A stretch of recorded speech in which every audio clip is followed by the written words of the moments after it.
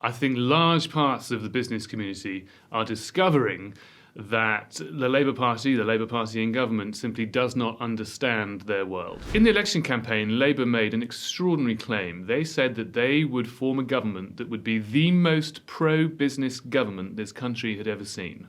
It was a hell of a claim, and I think it's fair to unpick that now and see if it stacks up against their policies. I think the fundamental issue when we're looking at Labour's relationship with business is that they believe in a partnership between the private sector and the state. That's how they think about business. And they're very comfortable with big global infrastructure projects, large-scale investment projects, global pension funds, putting money into data centers and wind farms. That's what they think business is. And it is an important part of business.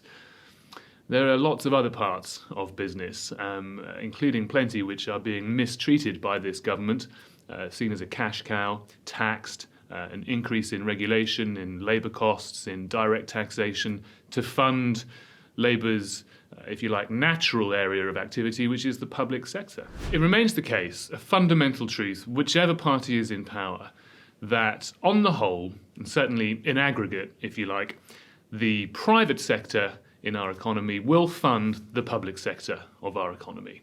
That's the way it goes. Where does tax revenue come from? The private sector. Now, I know that there's nuance. I know it's complicated. I know that there are public-private partnerships. I know that the private sector relies, like we all do, on a functioning public sector. I understand the relationship perfectly well between these two parts of our economy, and some people say it's not helpful to divide them in these binary terms. But when it comes to this government in particular, I think that division is very real. The private sector is seen as an entity to be taxed in order to fund increased spending and activity in the public sector. And I think Labour are making a mistake. I think it's been made very clear by huge employers. Look at the likes of Tesco, the largest private sector employer in this country, several 100,000 staff, are now telling the government, or rather the government is being told by people who understand this world, that the national insurance contribution rises announced in the budget are going to add £1 billion over the course of this Parliament to Tesco's costs. Now, they don't have that money down the back of a sofa. They just don't. Something's going to give. It's going to give in the way of higher prices. They're going to squeeze their suppliers.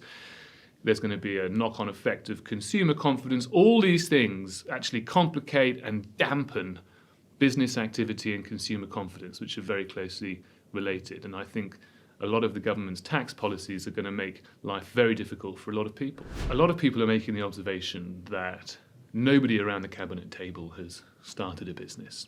It's not to say there's no private sector experience there. The experience that is there is largely in the form of people who have been lawyers. Nothing wrong with that. We all need lawyers. But I worry that this government focuses on big business, big investment projects, big partnership schemes, which is the world it's more comfortable with. And I don't think it understands the life of somebody who employs 10 people but wants to employ 12 and who now won't be able to. I worry that they don't understand the life and the reality and the hardship and the heartache very often around the kitchen table that people who are trying to build businesses, whether it's a restaurant or a tech startup, really contend with. And I think they need to listen to people who know what they're talking about. This is a government who have put economic growth and job creation at the very heart of their reason for being. And I think they have to realise that a lot of the policies they're pursuing and have announced will undermine, perhaps fatally, those two noble and important objectives, job creation and economic growth. They are making it harder for jobs to be created. They are making it harder for employers to manage any sense they have of expansion. They are making it more expensive, more difficult, more complicated to create jobs in this economy. For more analysis on this and many other topics, go to cityam.com. Try and find us on YouTube. Don't forget to look out for our emails, download our app, and look out for the print edition of City AM on the streets.